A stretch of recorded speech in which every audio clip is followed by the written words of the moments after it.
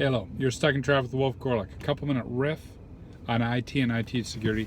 Today, looking at incident response, specifically the recovery stage. There's this GIF going around. If you haven't seen it, it's great. It's great. Typical dad move. The guy's doing the tablecloth trick, right? So you got on the tablecloth, he yanks the tablecloth, and everything's fine except a vase. And the vase goes, and he's like juggling, and he puts it on. He's like, it is great. You got to see it. I love it, right? Recovery is so key because we're almost always in IT security in a state of falling over. It's how graceful we can get back up that counts. Is something as simple as grabbing the vase and putting it back, right? So the tip to you is evaluate your incident response program and make sure you got a really good recovery process. So we already know the incident response processes, right? We've talked about it before. Planning and preparing, identifying when an incident's going on. Once it is, containing that incident, eradicating it, and then going to recovery and following recovery as lessons learned. So, recovery. By the time you get to recovery, you've prepared. I prepared for this day my whole life. You prepared for the incident, right? And you've identified. It really is an incident. It's not noise. It's not Skype. It's not something crazy. It really is.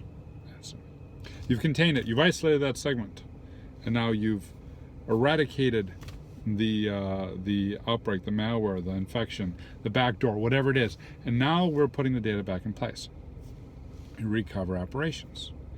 Here are mistakes you need to not make in recovery. If you're going to catch that vase, put it back on the table. Here's what you do. 1, when recovering, remember it's more than just IT. Think about it from a business operations. Make sure you got the business operations folks tied in, and make sure that they have a process procedure to recover the operations so I can get the process back together.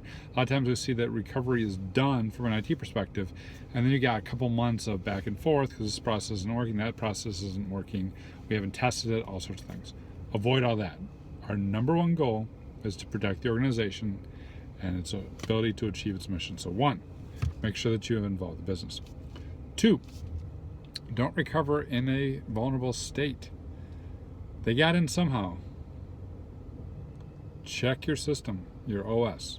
Check your applications, the business apps. Make sure the vulnerabilities that were leveraged for the attack, if there are some, are remediated. You should always recover in a more secure state than you're breached. Always. That gets number 3. When you put the data back in place, check your access controls. So oftentimes, because of not having good documentation or because you're rushing, whatever, you restore all the data in, you got everyone open, and everything works, and it's like a month later and people are like, should that guy have access to all these files? I don't think so. And you look, and sure enough, they restored it with, domain user, everything.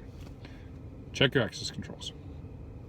And finally, when you're restoring the data, don't restore the mail code.